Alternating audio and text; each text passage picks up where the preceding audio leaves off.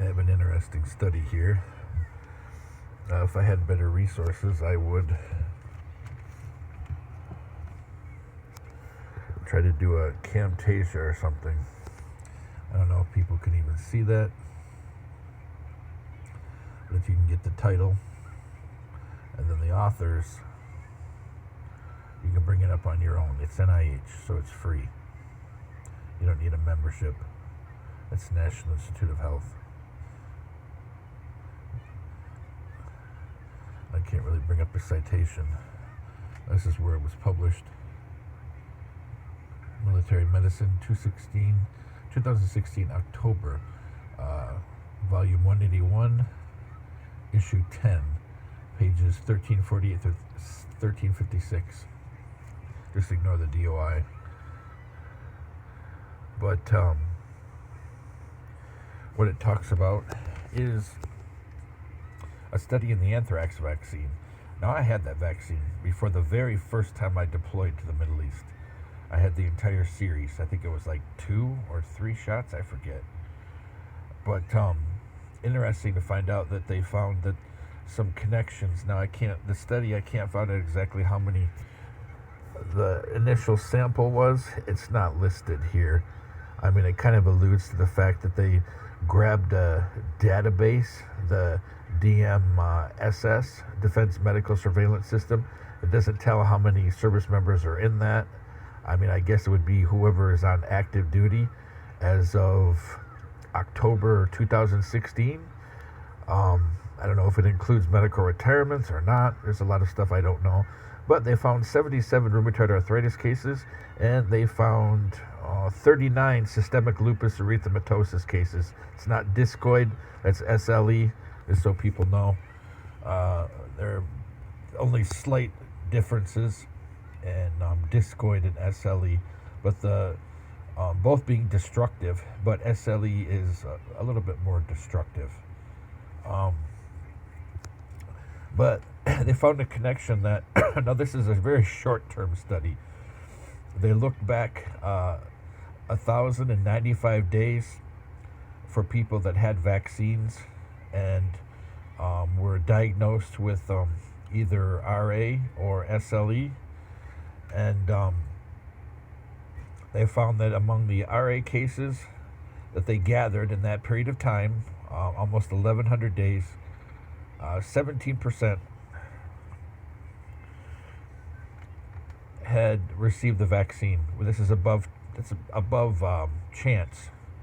So chance being 5%.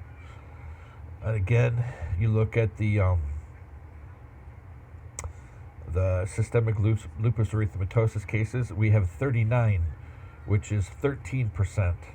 5 of those cases, which is 13%, received the vaccine. So both of these are above chance. Yes, this is a very small cohort. Now, we don't know how many, like I said, how many total people that these RA and SLE cases were taken out of. I mean, it's mildly relevant. But the interesting thing is that we have an above chance presentation here of people who are diagnosed with RA and SLE within 1,100 days. And they found the vast majority of them, it presented within 90 days.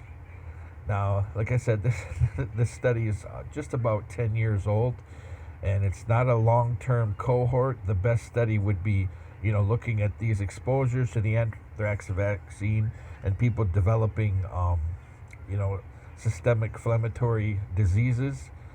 And I would also, if I was involved in the study, I would look at their genetics as well. Who has it in their family? Who has those markers on their alleles that can be turned on, especially if they're exposed to this vaccine and then exposed to all the garbage that you find in several places in the Middle East. The oil well fires, remnants in the sand of the gas attacks. I mean, all kinds of stuff. But I just find it fascinating, and it's kind of quieted down now, it seems. The whole anthrax, they're still doing them. As far as I know, there was 2 or 3 different periods where they reformulated stuff. Um, but this was an interesting study done in 2016, less than 10 years ago. And, there seems to be, if people, I would almost guarantee if people would dig into the people that were deployed to the Middle East and the people that had that in their families, they would find direct correlations. I would gamble. I would gamble my name on it that they would find that kind of combination. It's just something interesting, especially if people are, now the things that people follow my channel, they know that some of those labs that are testing for systemic inflammatory diseases with VA contracts, they have very high ranges. So you may present just slightly above, because certain inflammatory markers anybody can have. And then again, some people who have the diseases, they're just tough. They present very few markers when you get blood tests. So, I mean, it can be confusing and challenging, but when the labs make it even harder by saying, oh, well, everybody has these inflammatory markers, so we want to make our ranges really, really high. Two labs do, Arup Labs and Quest. I know without a doubt that they have higher ranges. So my question is, are people being disenfranchised and their disease being, misdiagnosed or not even diagnosed because somebody says, oh, well, you tested ANA, we tested CRP, we tested your rheumatoid factor, and nothing is really that high. So we think, maybe you're just depressed, or something like that, or maybe your lipids are high, or maybe it's your high blood pressure, or we got to look at your pancreas. Maybe you have a sugar problem. It sends people in a totally different wild goose chase in the wrong direction. This is why when I find a piece of information about something, anything, a disease, a company, a person, I will dig relentlessly every single thing I could dig up because I want the entire picture. Anybody who watches this channel, a couple of people might, hopefully I'm helping people. Again, the Lord told in my heart a long time ago that I'm supposed to use every single talent and training and education that I've been given in my lifetime. So our situation, dealing with everything we are the past 8 years, we can give it to, improving life for veterans and for fellow Americans and for humanity, and also attesting to the power and authenticity of love, faith in God, and the gospel, and even if somebody is not Christian, the fact of living a righteous life focused on that divine spark in everyone and that creative love that was given by our Creator when He made us, that all of these things are important. And hopefully my channel helps people. So you see, that we're finding some connections here. We already know that some of these tests are disenfranchising perhaps thousands or millions of veterans. They're led to believe that their inflammatory markers are, they're below the range. You're for a RUP, you're below, 19, so that's not significant. You're below a 19-point mark in the range. It's supposed to be 20 or higher, even for mild. It's arbitrary stuff like this. This isn't real science because I looked into a RUP, and some of those, first of all, that's a proprietary test. And second of all, they didn't grab different cohorts, different ages, different disease complication, or different levels of presentation or severity. They didn't do any of that. Nothing. They didn't look at differences in sex, gender, weight, age, differences in these inflammatory markers for people depending on the severity of their disease. They didn't look at any of it. They just arbitrarily set it. And I believe it's disenfranchising thousands, perhaps millions of veterans. Now somebody pointed out, well, if they go by the raw data, and all of a sudden they have thousands of veterans who are disabled, it will bankrupt the system. Well, that's not my problem. It's not the problem of the veterans.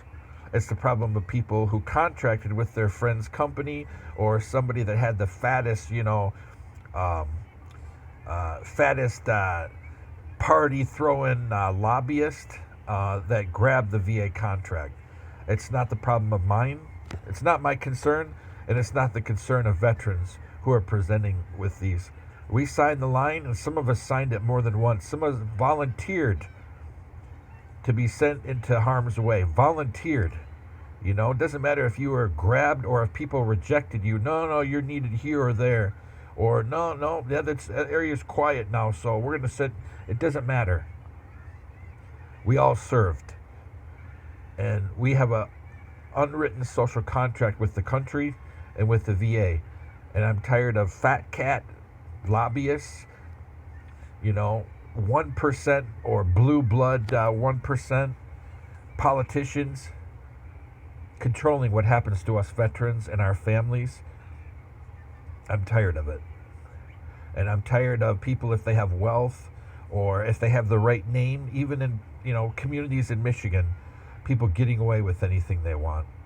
This is what's causing holes to develop, the Swiss cheesing of American democracy. And many of us have had enough.